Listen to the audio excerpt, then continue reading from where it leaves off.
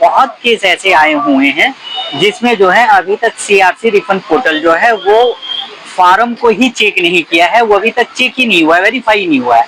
तो हम जो है आज वो सारे फाइल लेके यहाँ सीआरसी सेंटर आए हुए थे कि वहां जाके और इसके लेके इंक्वायरी करते हैं कि इसमें क्या प्रॉब्लम आ रहा है और क्या प्रॉब्लम नहीं आ रहा है। लेकिन जब हम सीआरसी कार्यालय यहाँ दिल्ली में हम पहुंचे तो यहाँ पता ये चला कि जो बाहर जितने भी सिक्योरिटी गार्ड लगे हुए हैं वर्ल्ड ट्रेड सेंटर के बाहर, तो जब मैंने इनसे ये कहा कि मुझे सीआरसी कार्यालय जाना है कुछ इंक्वायरी करने के लिए, तो उन्होंने सख्त मुझे बोला गया कि नहीं, आप नहीं जा सकते हैं और सहारा से रिलेटेड जो है कोई भी व्यक्ति जो है अलाउ नहीं है, क्योंकि उनको जो है ऊपर से ही रोक दिया गया है। उससे एक ही अनुमान लग रहा है कि हम लोगों के हित में ना तो सरकार कोई काम कर रहा है, ना कोई ठोस कदम उठा रहा है और ना ही सहारा हम लोगों के लिए भुगतान के लिए कोई अपने तरफ से ठोस कदम उठा रहा है।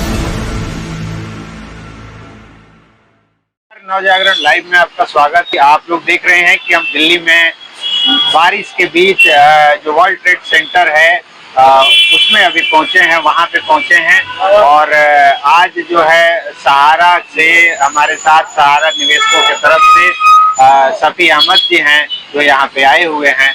आज इस पूरे दिन आज दिल्ली में बारिश हो रही है, लेकिन इसके बीच भी सफी अहमद जी काफी ये कागजों का बंडल लेके यहाँ पे पहुंचे हैं। क्या है इनके आने का मकसद, क्या कहेंगे आज? सबसे पहले तो नवजागरण चैनल को मेरे तरफ से बहुत बहुत नमस्कार और देखने वाले सभी सदस्यों को।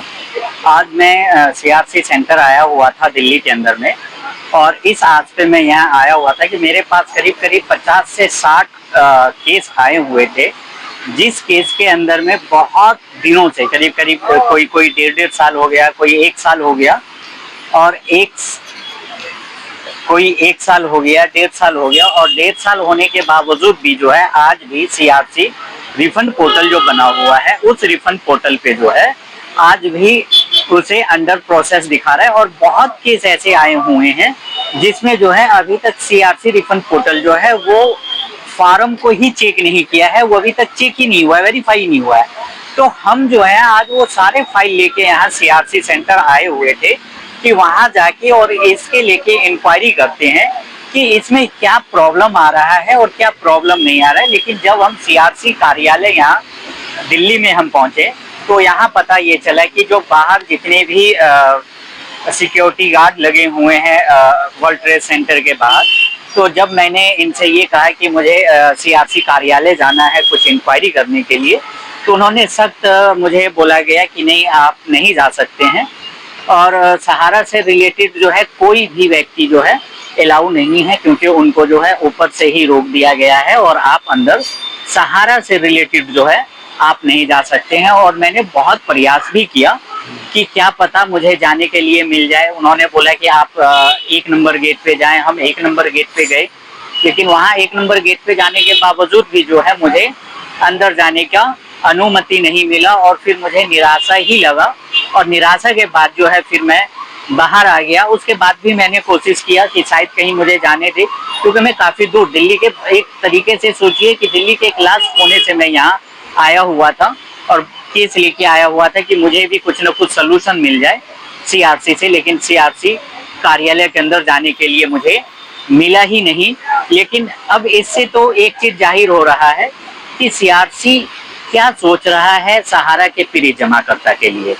जब सहारा के पीड़ित जमाकर्ता का कोई भी कंप्लेन लेकर अगर हम कार्यालय आते हैं और जब कार्यालय में ही हमारी कोई सुनवाई नहीं होगा, तो फिर मेरी सुनवाई होगा तो कहाँ होगा? सहारा का ऑफिस तो खुला है नहीं कि सहारा के ऑफिस में जाके काम हो सके।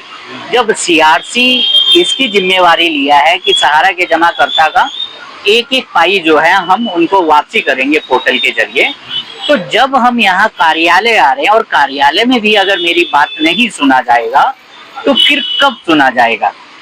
फिर हम लोग गुहार लगाएं तो कहाँ जाके गुहार लगाएं? अब इससे क्या है कि मुझे निराशा हुआ। अब जो कस्टमर अगर दिल्ली के होंगे, जो कस्टमर खुद यहाँ की इंक्वायरी अगर करना चाहेगा, तो उस कस्टमर को सोचिए कि कितना परेशानी का सामना करना पड़ेगा। जब मेरे जैसा व्यक्ति दिल्ली के कोने से आ रहा है यहाँ 2 घंटा 3 घंटा सफर करके, और 2 घंटा 3 घंटा सफर करने के बावजूद भी अगर मेरे को यहाँ पे कोई आश्वासन सही से नहीं मिल रहा है, तो सरकार, तो मुझे नहीं लग रहा है कि सरकार जो है हमारे हित में सोच रही है, ये सहारा के जमाकर्ता के हित में सोच रही है। क्योंकि इससे एक ही अनुमान लग रहा है कि हम लोगों के हित में ना तो सरकार कोई काम कर रहा है, ना कोई ठोस कदम उठा रहा है, और ना ही सहारा हम लोगों के लिए भुगतान के लिए कोई अपने तरफ से ठोस कदम उठा रहा है। अच्छा, आपको क्या लग रहा है, ये एक यहाँ देश भर के लिए एक तरह से एक उम्मीद है, ये जो ऑफिस है सहारा का, CRCS सेंटर जो बना है भारत सरकार की तरफ से जी, तो जितने भी देश भर से जो पीड़ित जमा करता है, जिनके पास अब कोई उम्मीद नहीं है जी, उनकी आवाज सुनने वाला कोई नहीं है, तो जब ये सेंटर जो है यहाँ पे उनकी एक उम्मीद लगती है कि चलो भारत सरकार के हाथ में है हमारी फाइल, तो हमें एक उम्मीद है कि हमारा पेमेंट मिलेगा। जब उसके बारे में जानकारी के लिए यहाँ कोई आता था तो उसकी जो भी दिक्कतें थी वो दूर होती थी। एक एक करके लोग यहाँ आते थे देश भर से। लेकिन जब यहाँ हमेशा के लिए उनको आना ही बंद कर दिया जाएगा या रोक दिया जाएगा एक तरफ से, तो फिर वो कहाँ जाएंगे, वो किससे अपनी बात रखेंगे? देखिए, अगर मेरा खुद का अपना मानना ये है कि अगर हम CRC कार्यालय की बात करें, अगर हम गवर्नमेंट की बात करें, तो मुझे तो नहीं लग रहा है कि गवर्नमेंट जो है किसी पब्लिक के हित में सोच रहा है। क्योंकि अगर पब्लिक के हित में सोचता तो आज जैसे मैं CRC कार्यालय आया तो मेरी बातों को सुना जाता। जब मेरी बातों को नहीं सुना जा रहा है, जो दिल्ली के अंदर में है, जब दिल्ली के व्यक्ति की बातों को नहीं सुना जा रहा है, तो आप सोच लीजिए कि दिल्ली से बाहर से अगर कोई अदर स्टेट से आके अगर यहाँ पे आके अपना इंक्वायरी करता है, या भारत सरकार जो अपने हैंड में ले रखा है भुगतान करवाने की जो जिम्मेवारी ले रखा है, अगर भारत सरकार ही अपनी जिम्मेवारी से अगर वो पीछे हट रहा है, तो आप सोचिए कि फिर जो जमा करता है वो कैसे भारत सरकार पे या जो CRC डिपार्टमेंट है या CRC जो इस चीज की जिम्मेवारी लिया है, कैसे उस पे भरोसा या यकीन किया जाए। क्योंकि वो हमारे यकीन पे तो खड़े नहीं उतर रहे हैं। आज हम आए, आज हमें जब अंदर एंट्री करने के लिए नहीं मिला, तो जाहिर सी बात है कि सभी के साथ यही प्रॉब्लम हो रहा होगा। तो भारत सरकार हमारे हित में तो नहीं सोच रहा है। भारत सरकार आज भी अगर लग रहा है तो इस हिसाब से तो यही लग रहा है कि वो सहारा के हित में सोच रहा है। और एक चीज और मैं आपको बता दूं कि सहारा के कुछ, मुझे जो अपना अनुमान या जो मेरा खुद का अपना मानना है कि CRC रिफंड पोर्टल पे जो आज के डेट में जो पेमेंट आ रहा है, वो भी पेमेंट उन्हीं व्यक्ति का आ रहा है, जैसे लग रहा हो कि सहारा के कुछ अधिकारियों से मिला हुआ है, और उन सभी अधिकारी जिस कागज को वेरीफाई कर दे रहा है उसका पेमेंट आ जा रहा है, और जिसका वेरीफाई नहीं कर रहा है उसका पेमेंट नहीं आ रहा है। क्योंकि जैसे मैंने अभी दिखाया ना कि ये पूरे थैले के अंदर में कम से कम 60 से 70 फाइल है, और ये वो फाइल है जिसके अंदर में अभी तक CRC जो है कागज को वेरीफाई ही नहीं किया है। तो जब CRC वेरीफाई ही नहीं करेगा तो फिर इस कस्टमर को पेमेंट कहाँ से मिलेगा। अब ये कस्टमर तो आस लगा के बैठा हुआ है भारत सरकार पे कि भाई भारत सरकार जो है CRC रिफंड पोर्टल बनाया तो हमारे हित में बनाया है, लेकिन आज 2 साल होने के लिए जा रहा है इस पोर्टल को, और 2 साल में आज भी सहारा के जमाकर्ता जो वो वहीं के वहीं है। 10,000, 5,000, 20,000 या 50,000 दे देने से सहारा के जमाकर्ता का कोई प्रॉब्लम हल नहीं हो रहा है, बल्कि वो प्रॉब्लम। एक बात ये नोट करने वाली है कि आप एक तरह से ये आरोप लगा रहे हैं सरकार पर कि, और जो CRCS सेंटर है, कि वहां से पेमेंट उन्हीं लोगों को हो रहा है जो उनके करीबी है या उनसे जो जुड़े हैं। लेकिन अगर जो जुड़े हैं और करीबी हैं उनकी भी बात करें तो 5,000 करोड़ वो बता रहे हैं हमने खत्म भी कर दिए जी। तो जब करीबी लोगों में ही 5,000 बट गए करोड़, तो फिर बाकी लोगों का कैसे भला होगा। एकदम सर, आप एकदम सही कह रहे हैं। और ये मैं एकदम 100% मैं कह सकता हूँ कि अगर उन सभी का डेफिशिएंसी, अब मेरे पास जो कागज है इनका क्यों नहीं उन्होंने वेरीफाई किया, समझने वाली बात है। या CRC ने इसका जो कंप्लेन नंबर CRC में आया, CRC ने क्यों नहीं सहारा से इसके बारे में डिटेल मांगा कि भाई ये भी कंप्लेन नंबर आया हुआ, इसका अभी तक आपने क्या किया, जो 2 साल होने के लिए जा रहा है, जिसका अभी तक फाइल चेक नहीं हुआ। हमने इसमें बहुत सारे ऐसे फाइल हैं जिसमें हमने मेल भी किया हुआ है, सीआरसी का जो मेल बना हुआ है हमने उस पर मेल भी किया हुआ है। और सीआरसी का जो टोल फ्री नंबर है, आप उसकी तो बात ही छोड़ दीजिए, टोल फ्री नंबर पे चाहे आप सुबह फोन मिला लीजिए या रात को 12 बजे मिला लीजिए, वो कभी कोई उठाता ही नहीं है। तो ये तो मुझे लग रहा है कि सहारा से मिला हुआ है और सहारा और सीआरसी दोनों अपना गुनाह भाग कर रखा है। सहारा वेरीफाई जो करके देता है फाइल, उसको सीआरसी पेमेंट रिलीज कर देता है, जिसका फाइल नहीं देता है वेरीफाई करके, वो फाइल वैसे ही कूड़े के भाव में दबा हुआ पड़ा हुआ है। क्योंकि अगर आप कहेंगे तो मैं फाइल सबूत के साथ में आपको दिखा सकता हूँ, जो 1.5 साल 2 साल पुराना फाइल है, जिसका 10,000 रुपए आया और अभी तक 40,000 नहीं आया और 5,000 करोड़ भी बट गया। बहुत बड़ी बात है, आप सोच के देखिए। अच्छा, कोई क्या ऐसा कोई आदमी है जिसको 10,000 मिलने के बाद दोबारा कुछ आया हो? एक भी आदमी? सर 10,000 मिलने के बाद मेरे पास अभी कागज है और उस कागज में उस व्यक्ति को 10,000 मिला फर्स्ट फेज में। जब सेकंड फेज चालू हुआ तो 50,000 मिलना था, तो अब उस व्यक्ति को 40,000 और आना था, लेकिन अभी तक उसका 40,000 नहीं आया। तो जब उसने पहले 10,000 रुपया सीआरसी ने जब उसको भेजा तो सीआरसी के पास तो इसका सारा डिटेल है।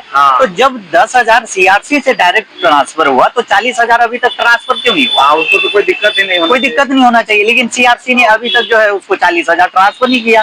अब जो वो कस्टमर है, वो कस्टमर हमसे पूछता है कि भाई साहब क्या हुआ, अभी तक इस पे क्यों नहीं सोल्यूशन निकला?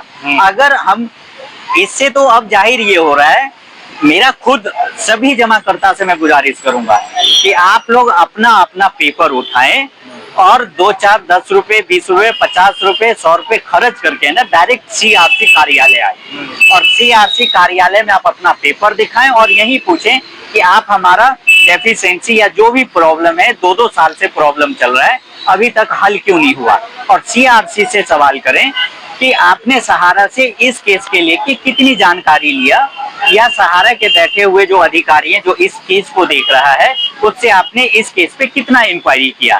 क्योंकि अगर, लेकिन यहाँ तो घुसने ही नहीं दे रहे हैं, फिर वो लोग सर यही चीजें तो समझ में नहीं आ रहा है कि सरकार एक तरफ ये कह रही है कि हम सहारा के जमाकर्ता के साथ हैं, तो कहाँ सहारा सरकार जो है सहारा के जमाकर्ता के साथ है?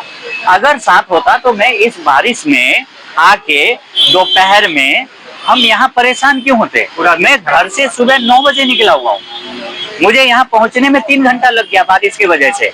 बस से सफर करके आ रहा हूँ, 100-200 रुपए में खर्च करके आया हूँ। और खर्च करने के बाद भी अगर मुझे सीआरसी सेंटर में जो अधिकारी हैं, जब उनसे ये कागज दिखाने के लिए मेरे को कुछ ऑर्डर ही नहीं हो रहा है, जब मुझे अंदर एंट्री करने के लिए नहीं दिया जा रहा है, तो मैं कागज दिखाऊं तो किसको दिखाऊं? अब ये पूरा कागज लेके मुझे मायूस होकर वापसी जाना होगा। अब फिर देखेंगे 10 दिन बाद, 1 महीने बाद मैं दोबारा फिर आऊंगा मैं यहाँ, फिर मैं देखता हूँ कि क्या दोबारा मुझे एंट्री मिलती है या नहीं मिलती है। अगर इस तरीके से काम होगा तो मुझे नहीं लगता है कि सहारा के जमाकर्ता को 100 साल तक में भी यहाँ सीआरसी रिफंड पोर्टल से पेमेंट मिल जाएगा। क्योंकि अगर सरकार जनता के हित में सोच रही है तो मुझे नहीं लग रहा है कि सरकार जनता के हित में सोच रही है। अगर जनता के हित में चल रहा है बिहार में और बहुत जल्दी उसकी नोटिफिकेशन आने वाली है, तो क्या लग रहा है जो सहारा के असंतुष्ट निवेशक हैं वो किसके साथ जाएंगे? सरकार के साथ जाएंगे कि खिलाफ जाएंगे? देखिए, मैं तो बिहार के हर पीड़ित जमाकर्ता से एक ही चीज कहना चाहूंगा कि इस बार जो है ना, आप लोग घर में ना बैठें, घर से बाहर निकले और वोट जरूर करें। वोट ये नहीं कि हम सरकार के खिलाफ कर रहे हैं या किसी दूसरे के खिलाफ कर रहे हैं या विपक्ष के खिलाफ कर रहे हैं, वोट एकदम करें, लेकिन वोट उसके पक्ष में करें जो हमारी बात को सुन सकें। इन सरकार को भी हमने देख लिया, 2012 से देख रहे हैं, 2014 से देख रहे हैं। 2014 से जब जो अभी तत्कालीन सरकार है, जब वो आया तब हम लोगों को आश्वासन ये दिया गया था कि अब ये जो सरकार आई है वो सहारा के हित में सोचेगी, लेकिन सहारा के हित में ना सोच के सहारा के लिए और जमाकर्ता के लिए और परेशानी खड़ा कर दिया। तो बिहार के जनता से मेरी गुजारिश है कि वोट करें, लेकिन विपक्ष के प्रति करें, क्योंकि इस सरकार को भी आपने 5 साल 6 साल 7 साल 8 साल देख लिया। जब 8 साल में जब ये सरकार हमारे हित में काम नहीं कर रहा है तो दूसरे को चांस देना चाहिए। क्या पता दूसरा हमारा साथ दे, क्या पता हमारा ब्याज के साथ हमारा पैसा निकलवा के दे। तो जब ये सरकार, जब अगर दूसरा सरकार भी अगर आता है और वो भी अगर नहीं सुनता तो उसे भी 5 साल में हटा दो। सिंपल, जो सरकार हमारे हित में सोचेगा, गरीब जनता के हित में सोचेगा, सहारा के पीड़ित जमाकर्ता के हित में सोचेगा, हम उसके लिए खड़े हैं। लेकिन जो सरकार हमारे हित में नहीं सोचेगा, हम उसके साथ कहीं से खड़े नहीं।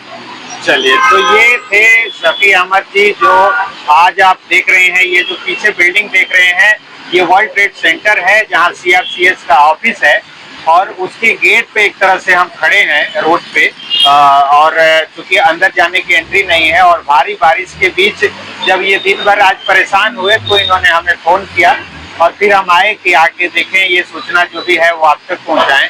तो आगे इस मामले में जो भी अपडेट होगा वो हम बताएंगे आपको। बने रहिए नवजागरण लाइव।